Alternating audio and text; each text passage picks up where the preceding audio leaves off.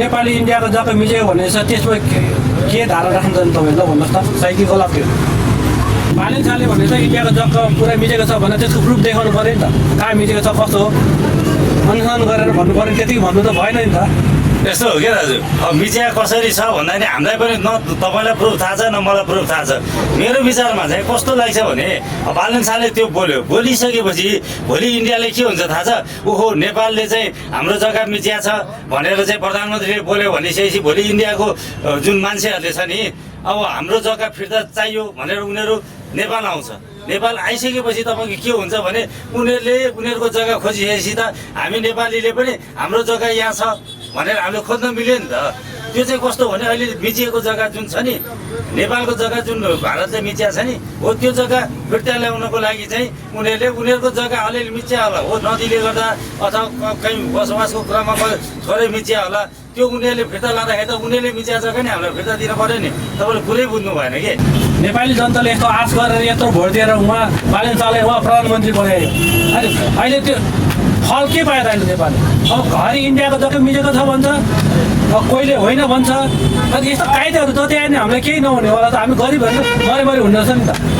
यस्तो पाराले त भएन नि त जनताले पनि एउटा सुविधा दिनु पऱ्यो नि त उसले भन्नु पऱ्यो यहाँ मिच्यो भनेर प्रुफ गर्नु पऱ्यो त्यो प्रुफ गरेपछि अब नक्सामा लिएर जनतालाई सबैले उ गर्न सक्नु पऱ्यो नि त भ्रमण राख्नु त भएन नि त यस्तो पाराले त कहाँ हुन्छ र यो चाहिँ धेरै महिना टिक्दैन यो काइते यो मरा हो यो काम छैन यसको लागि यो खतम रहेछ त्यस्तो होइन दाजु हजुरले कुरो बुझ्नु भएन यो आएर केही भएन भन्दा नि योभन्दा अगाडि अरू प्रधानमन्त्री आएर चाहिँ हामीलाई के भएको थियो त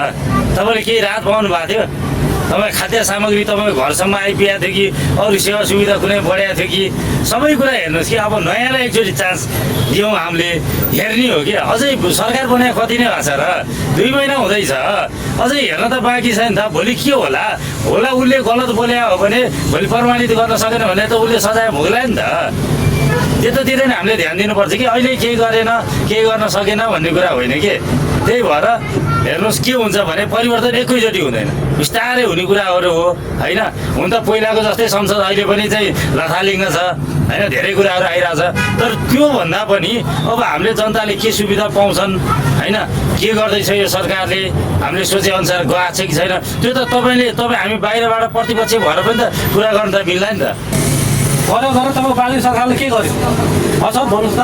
त्यत्रो अब जेन्जी आन्दोलनमा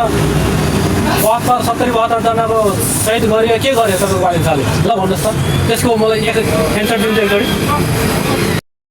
के अरे